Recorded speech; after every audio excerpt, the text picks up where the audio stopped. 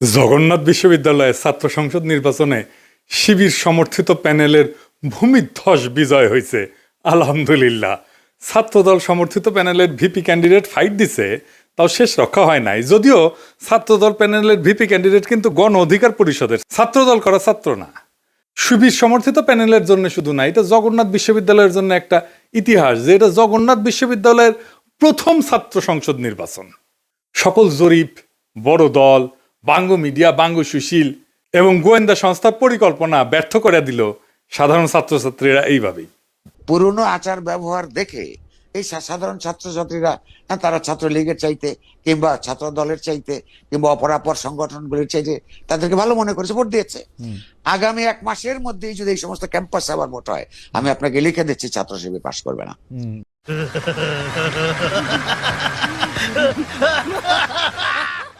ইদানিং তো আবার জরিপ চলতেছে। জরিপে দেখা যায় বিএনপি ছাড়া কথা নাই। 70% লোক নাকি বিএনপিরে ভোট দিবে। এমিনেন্স একটা জরিপ করেছে, ওর মালিক আমার মেডিকেলের 3 বছরের জুনিয়র জাসদ করেছিল। ওর এনজিও হেলথ নিয়ে কাজ করে ওই এমিনেন্স। এখন নতুন ধান্দাবাজিতে নামিছে।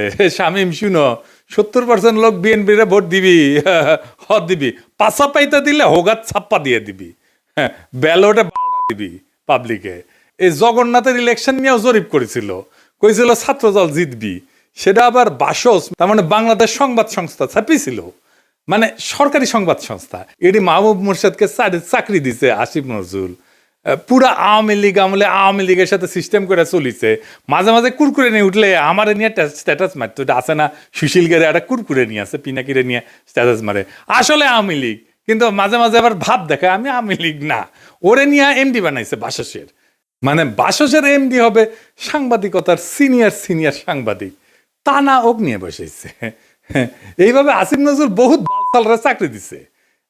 এখন সব কয়টা বিএনপির সার্ভিস দিতেছে, এইভাবে সার্ভিস দিতেছে।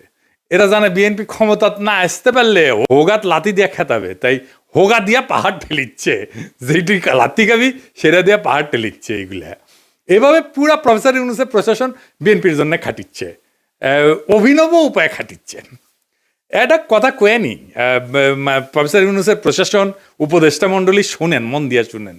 বৃহত্তর বিএনপির প্রফেসর ইউনূসের উপদেষ্টা পরিষদের শাখার সদস্যরা এবং প্রশাসনে বিএনপির লেসপেন্সাররা শুনে রাখেন, আপনারা রাষ্ট্রের কর্মচারী, ওই রাষ্ট্রের মালিক জনগণ, বিএনপি না। মাথায় রাখেন, একদিন না একদিন জনগণের সরকার আসবে ক্ষমতাত, সেদিন কিন্তু কোনো ছাড় পাবেন না।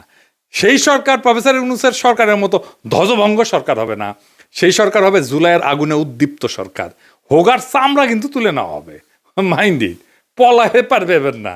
রাষ্ট্রের কর্মচারী হিসেবে নিরপেক্ষ থাকবেন, সামান্যতম পক্ষপাতিত্ব করবেন তো সেইটার কাফফারা দিতে হবে, মাপ নাই।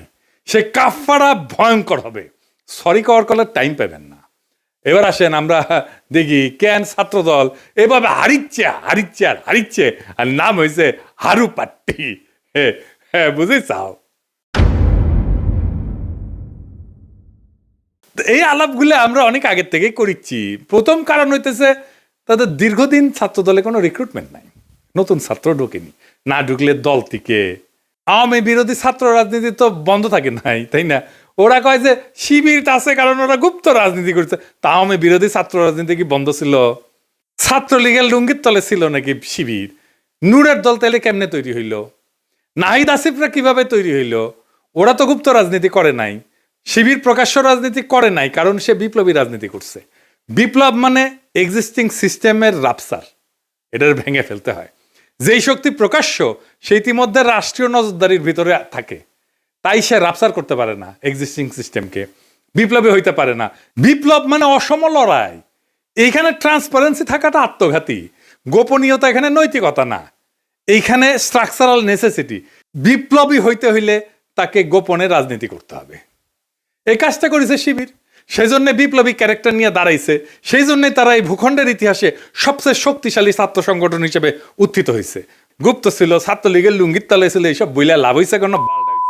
হয় নাই, হবেও না। এইবার দ্বিতীয় ইস্যু, বিএনপির ভুল রাজনীতি। ভুল বলাটা ঠিক না, মানে যেই রাজনীতি করতেছে মুক্তিযুদ্ধের চেতনা মারাইতেছে সেটা আত্মঘাতী হইতেছে। ক্রমাগত তারা মুক্তিযুদ্ধের চেতনা ডুবন্ত নৌকায় চইরা নিজের রাজনৈতিক ভবিষ্যৎকে ধ্বংস করিচ্ছে। মানুষজন এই কথা আওয়ামী লীগ আর বামেদের কাছে শুনিছে, তো এখনো শুনে, তাই না? এতদিন 15 বছর ধরে শুনিছে, মাইক লাগে শুনিছে।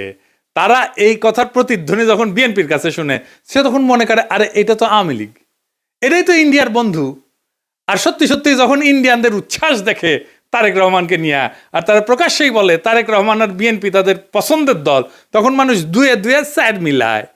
সুবীর ভৌমিকের কথাটা আবার শুনেন, এডিটর সাহেব শুনান। ভারত বাংলাদেশে কোন সরকার চাইবে? খুব সোজা উত্তর আমি তোমায় দিয়ে দিচ্ছি।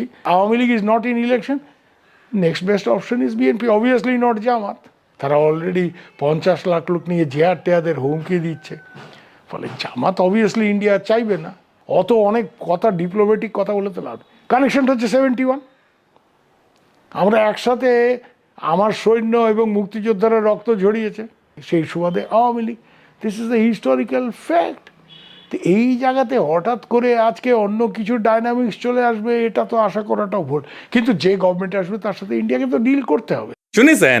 এই সুবীর ভৌমিকের কথাটা কাইটে নিয়ে মোবাইলে সেভ করে রাখবেন, আর ভোটার ক্যাম্পেইনে গেলে এটা ভোটারদের শুনেবেন, কাম সারা হয়ে যাবে। ভোটার পাশায় ছাপ দিয়া ভোট দিবে বিএনপিতে। আর তার উপরে যদি দেখে সেই আওয়ামী লীগের অলিগার্ক লবণ কামালদের সাথে তারেক রহমানের হাত মিলায়, তখন পাবলিকে বুঝে যায় এটা সেই আগের বন্দোবস্ত। আমরা হাসিনাকে তাড়াইছি, কিন্তু তার তৈরি বন্দোবস্ত এখনো আছে, আর এই বন্দোবস্তের মালিকানা নিছে বিএনপি। আওয়ামী লীগের এই বন্দোবস্ত, এই শক্তি বিএনপিকে আশ্রয় করে আবার শক্তি নিয়ে ফিরে আসতেছে, যেন আপা চট করে ঢুকে যাইতে পারে। ইউনিভার্সিটিগুলোতে বিএনপির এই অবস্থা হইতো না যদি আমার চাইনিজ বুদ্ধি নিত। সেটা তো বিএনপি শুনবে না, সে শুনবে ভুট্টো সাহেবের কথা। যাই হোক, আমার ক্ষুদ্র ভাতারা কবে আন্নার কাছে দাদা সব স্ট্র্যাটেজি থাকে না, তা থাকে না। তাই স্ট্র্যাটেজি আমি বানাইবার পারি, কয়া দিতেছি, কমো কয়া দি। এখন তো কয়া দিলেও কোনো লাভ করবার পারবি না, কিন্তু কয়া দি যে কেমনে এটা করা যায় গেল নি। আসেন এটা শুনি দেখি, মজা পাবেন কলে।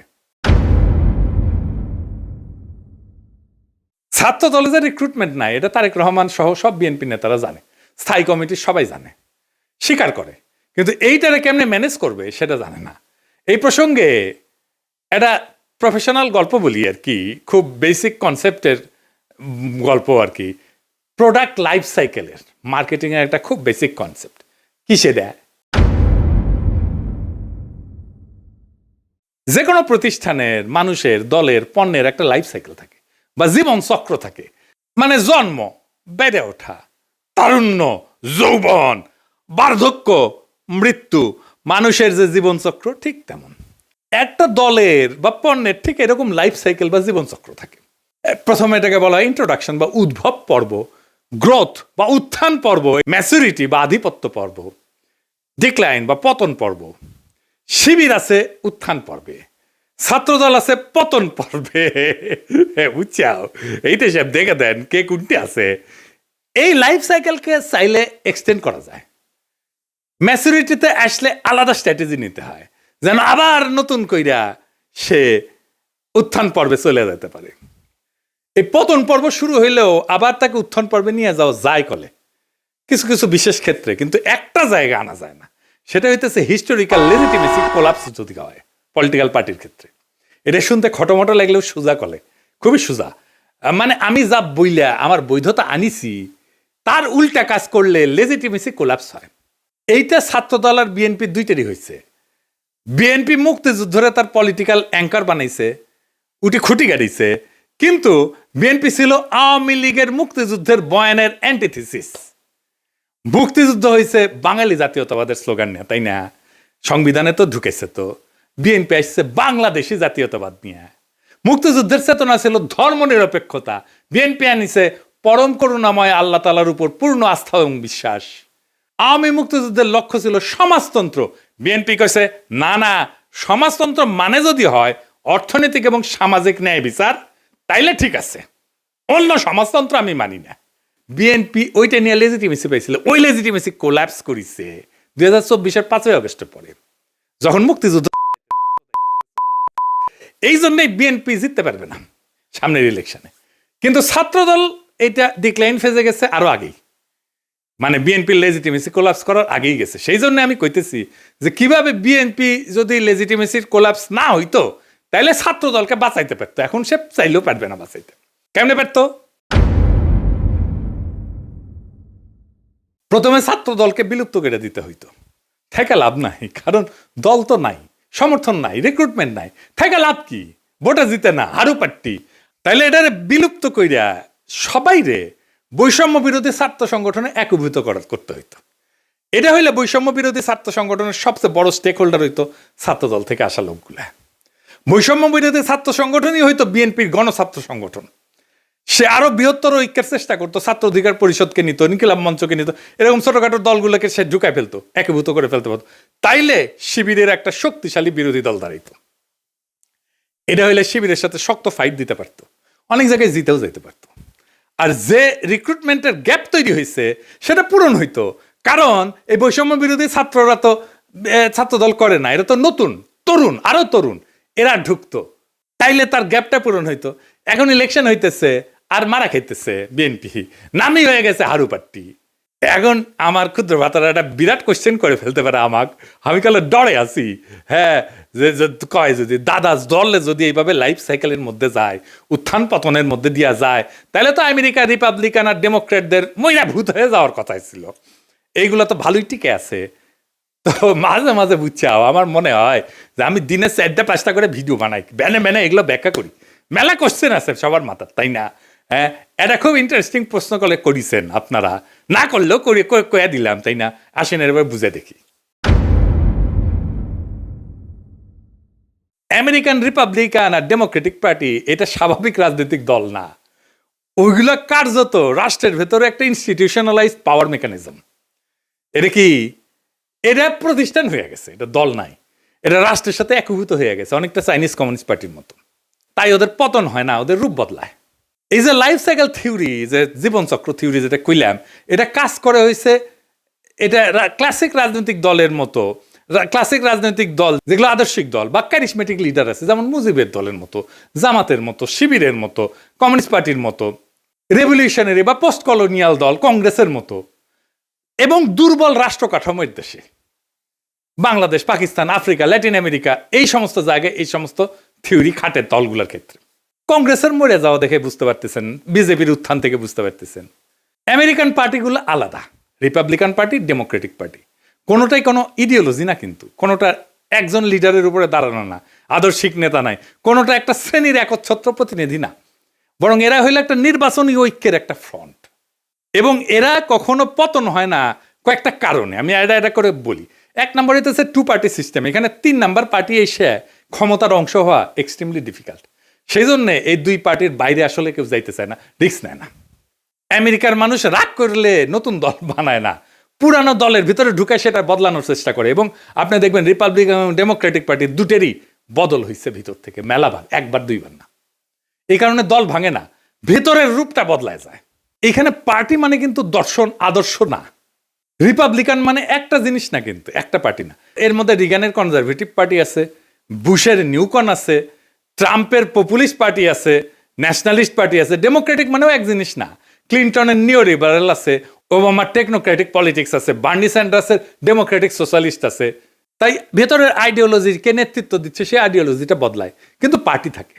আর একটা জিনিস হচ্ছে স্টেট পার্টি, একটা ফিউশন হয়েছে আমেরিকা, পার্টি আর স্টেট একসাথে মিলে গেছে। যেমন ধরুন কংগ্রেস ককাস বলে একটা জিনিস আছে, যেখানে 2 পার্টি একসাথে কাজ করে। স্টেট গভর্নর নেটওয়ার্ক যেটা, সেখানে 2 পার্টি একই সাথে সমান শক্তিশালী, থিঙ্ক ট্যাঙ্ক, তারপরে যে ডোনারদের ক্লাস, মিডিয়ার যে ইকোসিস্টেম, এই সব কিছু মিলে এটা একটা সংগঠন না, এটা একটা পাওয়ার ইনফ্রাস্ট্রাকচার হয়েছে। আমেরিকান এলিটদের যে কনফ্লিক্ট, এইটা ম্যানেজ করা হয় এই 2 পার্টির এই সিস্টেমের মধ্যে দিয়া। এই 2 দল আসলে এলিটদের মধ্যে পাওয়ার শেয়ারিং মেকানিজম, জনগণের যেটা ক্ষোভ এটাকে ইনস্টিটিউশনাল চ্যানেলের মধ্যে ঢুকে দেয়। আর এরা ক্রাইসিসে ভেঙে যায় না, রিব্র্যান্ড করে নিজেদেরকে। যেমন ধরেন ভিয়েতনাম যুদ্ধের পরে ডেমোক্রেটদের রিফর্ম হয়েছিল, সিভিল রাইট মুভমেন্টের পরে রিপাবলিকানরা একটা সাউদার্ন স্ট্র্যাটেজি নিয়েছিল, 2016-তে সেটাতে ট্রাম্পের নতুন তত্ত্ব, এই পপুলিস্ট তত্ত্ব নিছে। তারা ইডিওলজিক্যাল রিসাইক্লিং করে। তার মানে কি ওরা কখনো মরবে না? মরবে, কিন্তু পার্টির নাম মরবে না, ভেতরের আত্মা মরে যাবে। আজকের রিপাবলিকান পার্টি লিঙ্কনের রিপাবলিকান পার্টি না, আইসেনহাওয়ারের রিপাবলিকান পার্টি না, আজকের Democratic party John F Kennedy Democratic party না, বা ফ্র্যাঙ্কলিন রুজভেল্টের ডেমোক্রেটিক পার্টি না, কিন্তু লেভেলটা টিকে থাকে দলের, কারণ লেভেলটাই পাওয়ারের টিকিট। বাংলাদেশের দল মানে রাজনীতি, আমেরিকায় দল মানে রাষ্ট্র পরিচালনার সফটওয়্যার। সফটওয়্যার তো আপডেট হয়, ডিলিট হয় না, ইনকাই আর কি, সেই জন্য এগুলা ডিক্লাইন হয় না। তো জগন্নাথ বিশ্ববিদ্যালয়ের নতুন ছাত্র সংসদকে অভিনন্দন। এই বিজয় কোনো দলের কিন্তু একক বিজয় না, এটা সাধারণ ছাত্রছাত্রীদের বুদ্ধিবৃত্তিক বিদ্রোহের ফল। আপনাদের সামনে কাজ অনেক। আপনাদের ক্যাম্পাসে এখনো পর্যাপ্ত ক্লাসরুম নাই, পর্যাপ্ত টয়লেট নাই, বিশেষ করে নারীদের টয়লেট নাই, স্যানিটেশন সংকট আছে, আবাসন নাই, ক্যান্টিন নাই। এই সমস্যাগুলো আজও সমাধান হয়নি, কারণ এগুলো কখনোই রাষ্ট্রের কাছে অপরিহার্য সংকট হয়ে ওঠেনি। এখন দায়িত্ব আপনাদের এই সংকটগুলোকে দাবি থেকে প্রয়োজন, প্রয়োজন থেকে অনিবার্যতায় রূপান্তর করার। রাষ্ট্র সাধারণত তখনই নৈরাচরে বসে যখন বোঝে এই সমস্যার সমাধান না হলে স্বাভাবিক শাসন চলবে না। আমি বিশ্বাস করি ঐতিহাসিক ছাত্র সংসদ যদি সংগঠিত, ধারাবাহিক এবং নৈতিক চাপ তৈরি করতে পারে, তাইলে এই ক্যাম্পাসের বাস্তবতা বদলাইতে বাধ্য হবে। আর একটা কথা পরিষ্কার করিয়া বলি, প্রফেসর ইউনূসের সরকার এবং প্রশাসনকে রাষ্ট্রের কর্মচারীরা কারো দলীয় সম্পদ না।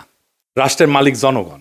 সময় বদলায়, সরকার বদলায়, কিন্তু দায় থেকে কেউ কিন্তু মুক্ত হয় না। আজ যারা সিদ্ধান্ত নিচ্ছেন যে আপনারা বিএনপির ক্ষমতায় আনবেন এবং বিএনপির লেসপেন্সারি করবেন, আপনাদের মনে রাখা উচিত ইতিহাস কখনো হঠাৎ বিচার করে না, কিন্তু একদিন ঠিকই হিসাব খুঁড়ে নেয়। আর এই ছাত্র সংসদের কাছে আমার প্রত্যাশা একটাই, আপনারা ভবিষ্যতের জন্য রাজনীতি তৈরি করবেন। এই ক্যাম্পাসের ভাষা যদি বদলায়, তাহলে দেশ বদলাতে তো সময় লাগবে না। আশা করি আগামী ফেব্রুয়ারিতে আমাদের বন্ধুসুলভ সরকার আসলে আপনাদের যতগুলো সমস্যার কথা বললাম, এই সমস্যাগুলোর সমাধানের জন্য আমি ব্যক্তিগতভাবে আপনাদের সাথে থাকব। ফেব্রুয়ারিতে আমাদের ফ্রেন্ডলি সরকারি ক্ষমতায় আসতেছে ইনশাল্লাহ। চান্দাবাজ, ধান্দাবাজ, লুটেরা, ইন্ডিয়ার নব্য লেসপেন্সারেরা ক্ষমতায় আসবে না। আমি যে এপিসোডের পরে ইনকিলাব বলি, ওইটা কিন্তু শুধু স্লোগান না।